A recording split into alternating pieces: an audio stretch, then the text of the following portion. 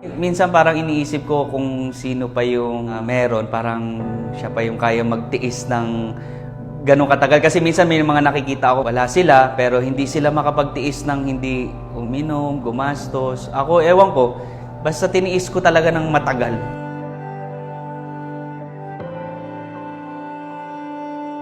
Before front row, nasa college pa ako that time, sa Trinity University of Asia, HRM student.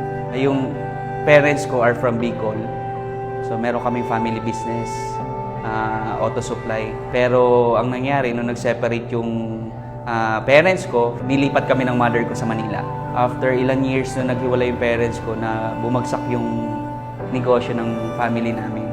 Tapos nag-apartment kami. Doon na ako nagising na hindi na biro yung nangyayari sa amin, na talagang malaking changes na to. Hindi na to yung ano lang, konting adjustment lang. Tapos yun na, naghanap ako sa online, may nakita ako na networker. Nakipag-meet ako, na-meet ko na si Sir Emil, tapos si Sir Sam. Nag-start ako sa front row from pinakaunang office pa talaga na amoy pintura pa. Isa sa mga problem ko, mahihain ako hindi pa ako ready na maging speaker. Naging speaker ako kasi walang choice. So kaya alam ko kailangan kong talagang gumawa ng action. Tumulong ako talaga sa company, hindi lang sa cheque ko. Tiniis ko kahit kumikita na ako, isa ako sa mga tingin ko lang na kumikita na hindi ko muna in-enjoy agad.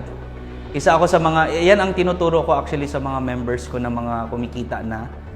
Ang ginawa ko kasi parang 6 years muna ako nagtiis bago ko talaga in-enjoy yung income ko. Doon lumabas anak ko. Gusto kong mabalik yung lifestyle namin, syempre. Dati may kotse kami.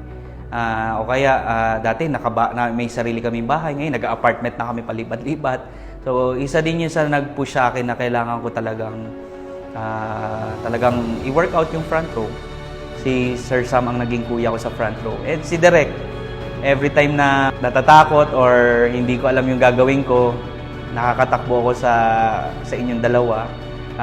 Basta forever nandito ako for the whole company, sa inyong dalawa. Hindi ko kayang suklian lahat ng mga binigay ninyo sa akin. Yung buong pamilya ko, kaya secured yung future namin dahil sa inyong dalawa, dahil sa front row.